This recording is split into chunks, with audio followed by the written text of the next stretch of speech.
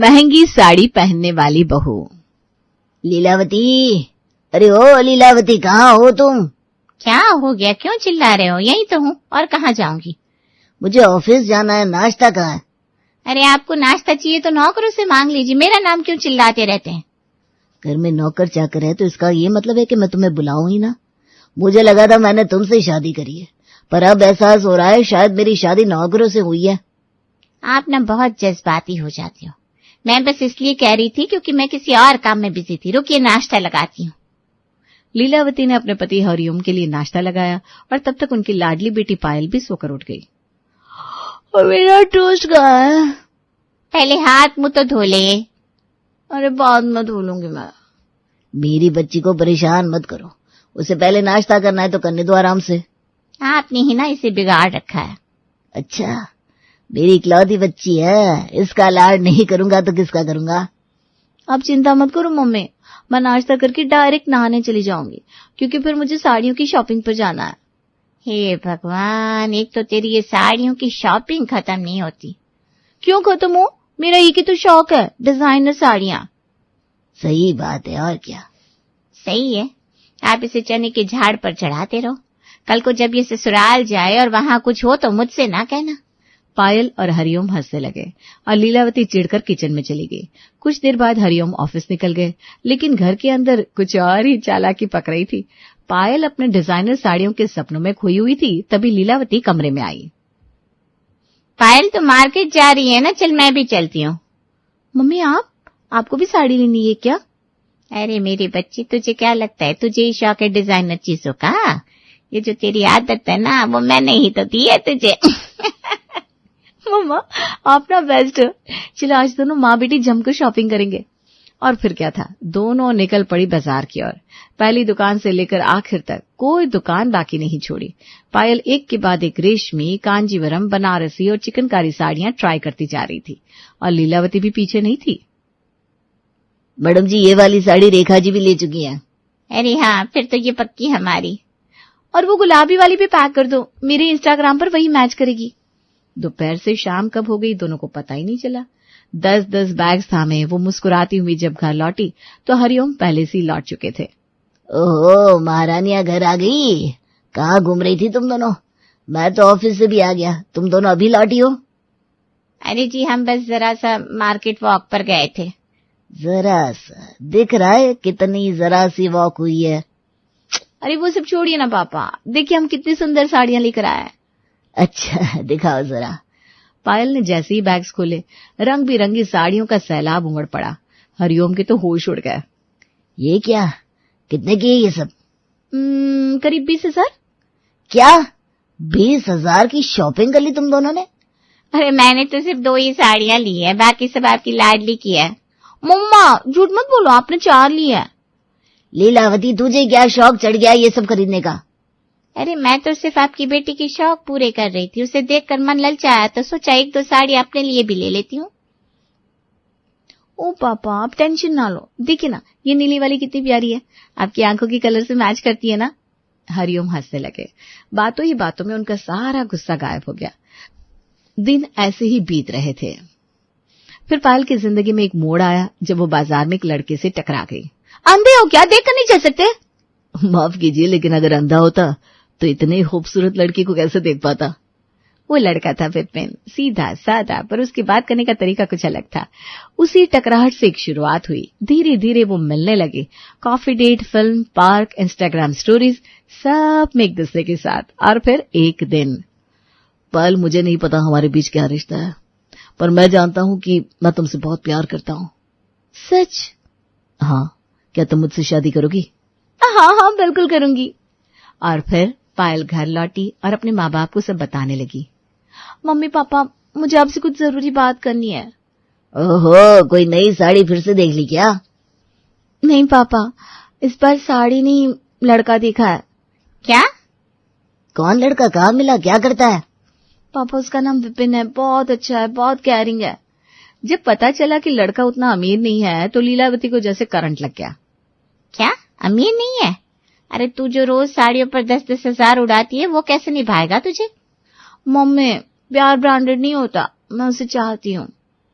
बेटा अगर तू खुश है तो हम तेरे साथ हैं। हरिओम मान गए, पर लीलावती को मनाना आसान नहीं था।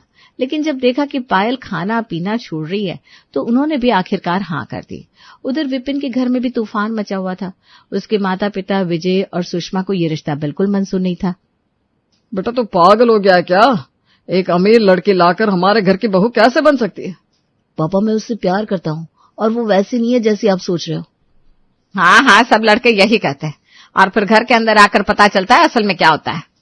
देखिए मम्मी पापा, आप दोनों को मानना तो पड़ेगा, वरना मैं शादी कोर्ट में कर लूंगा। विजय और सुषमा एक दूसरे को देखते रह गए।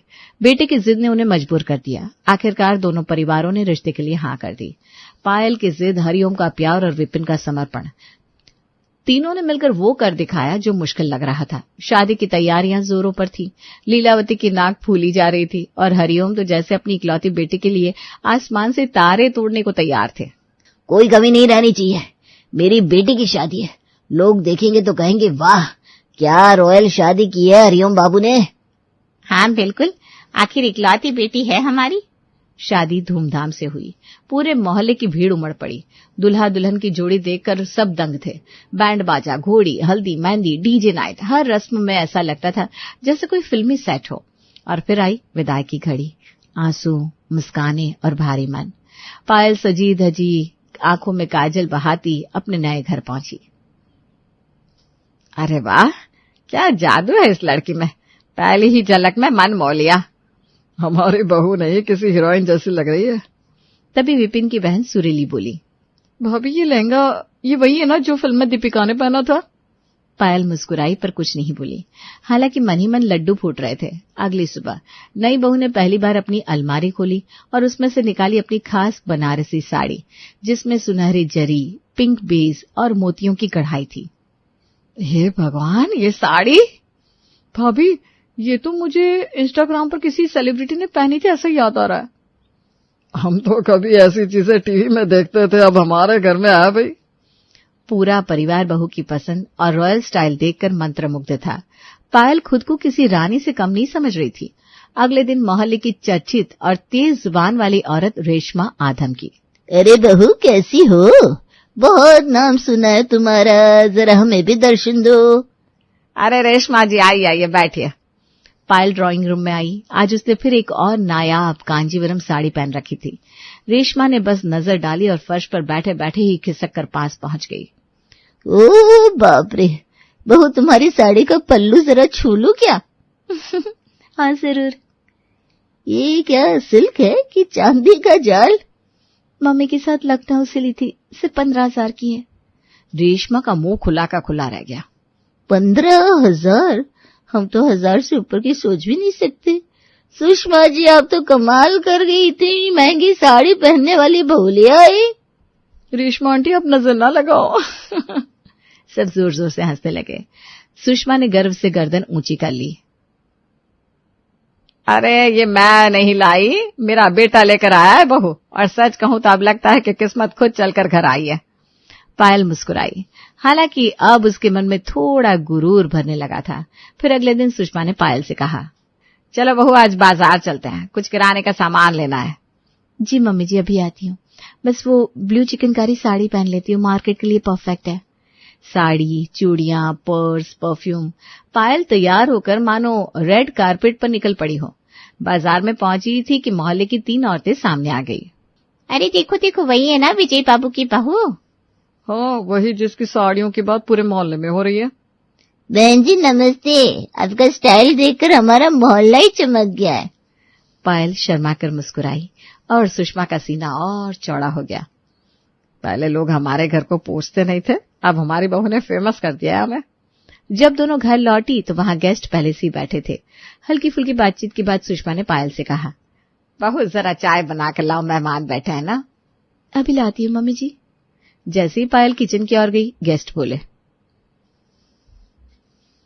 अरे वाह, आपकी बहू तो कमाल की सुंदर है, देखिए उसकी ये साड़ी। मेरी बीवी बिना ऐसी साड़ी के लिए तरसती है, आपके तो भाग्य खुल गया, ऐसी मॉडल जैसी बहू मिल गई। हाँ बस बेटा खुद पसंद कर कर लाया है। मुझे भी भाभी चाहिए थी, पर मॉडल बोनस में मिल गई। पायल जो किचन से ट्रे में चाय लेकर आ रही थी, ये सारी बातें सुन चुकी थी। उसके चेहरे पर अब घमंड है और अकड़ साफ उभर रही थी। पायल अब एक बदली हुई पायल थी। शादी के बाद का शुरुआती प्यार, तारीफों की बौछार और अपनी साड़ियों की वजह से मिली शोहरत ने उसके अंदर घमंड भर दिया था। वो अब हर पल खुद को किसी रॉयल प्रिंसेस से कम नहीं समझती थी। एक दिन वो मोबाइल लेकर बालकनी में आई और अपनी माँ को कॉल लगाया। मम्मी, आपको पता है, यहाँ से मेरी तारीफ करते नहीं थकते। कहते हैं ऐसी बहू तो किसी के घर नहीं आई। मेरी साड़ियों की चर्चे पूरे मोहल्ले में हो रहा है। अरे तू है ही ऐसी, आखिर अमीर बाप की बेटी है। इन मिडिल क्लास वालों के बीच जाएगी तो तू चमकेगी ही ना बेटा। सच मम्मी, मुझे तो लगता है ये लोग मुझे देवी समझते हैं, और समझे भी क्यों ना, मैंने कोई मामूली चीज नहीं पहन रखी। माँ बेटी दोनों ने ठहाका लगाया। पायल के घमंड को जैसे पेट्रोल मिल गया। अब जब भी कोई तारीफ करता उसका जवाब होता, अरे 15-20 हजार की साड़ी ऐसी होती है, आपने शायद ऐसी साड़ी देखी नहीं होगी, दिल्ली फैशन हाउस की है। मैं ना हमेशा यूनिक चीजें पहनती हूँ जो सबको याद रह जाए। लेकिन वक्त का पहिया रुका नहीं। दिन बीते, तारीफें थमी और वही पुरानी साड़ियां अब अलमारी से बार बार बाहर आने लगी। पायल को अब महसूस हुआ कि अब उसके पास कोई नई साड़ी बची ही नहीं। ये सब तो पहन चुकी हूँ, अब कुछ बचा ही नहीं, मेरी तो इमेज खराब हो जाएगी। उसने गुस्से में पल्ला झटका और कमरे से बाहर आई। विपिन, मुझे शॉपिंग पे चलना है, मुझे 2-3 नई साड़ियां लेनी है। अभी? लेकिन पायल, तुम्हारे पास तो पहले से बहुत सारी है। हाँ, वो पुरानी हो चुकी है, मैं रोज वही कैसे पहन सकती हूँ? मोहल्ले में मेरी एक इज्जत बन चुकी है। पायल देखो, बात को समझो, मैं तुम्हारे पापा जितना अमीर नहीं हूँ। मैं 1-1 रुपया जोड़कर घर चलाता हूँ। अगर 500-600 वाली साड़ी चाहिए तो ठीक है, वरना मैं तो नहीं दिला पाऊंगा। पायल की आंखों में आग सी जल उठी। वो खड़ी हो गई जैसे रणभूमि में उतरने जा रही हो। क्या? 500 की साड़ी मैं पहनूंगी? वो सस्ते कपड़े? सब हंसेंगे मुझ पर। मेरी कोई इज्जत है। तो उस इज्जत के लिए मैं अपनी हालत बिगाड़ लूं? पायल, घर चलाना आसान नहीं है। ये रईसी की आदतें छोड़नी होगी तुम्हें। बहस लंबी चली, कोई हल नहीं निकला। पायल चुप हो गई, लेकिन अंदर से उबलती रही। उसने अपनी अलमारी खोली, पुराने गहनों की डिब्बी निकाली, गुल्लक फोड़ी और धीरे धीरे अपनी सेविंग्स गिनने लगी। जो होगा दिखा जाएगा, लेकिन मैं अपनी इमेज गिरने नहीं दूंगी।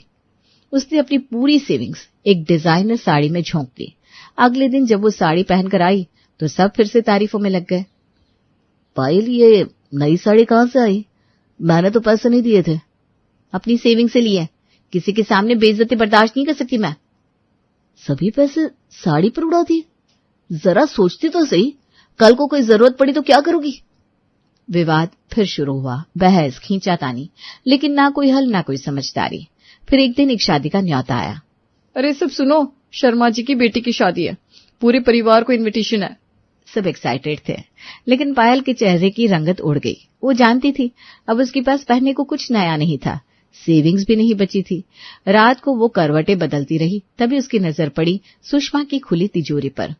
कुछ देर वो देखती रही। दिल धड़क रहा था, मन में द्वंद चल रहा था, लेकिन शौक ने विवेक पर जीत हासिल कर ली। थोड़े ही तो पैसे हैं, वापस रख दूंगी, अभी इज्जत जरूरी है।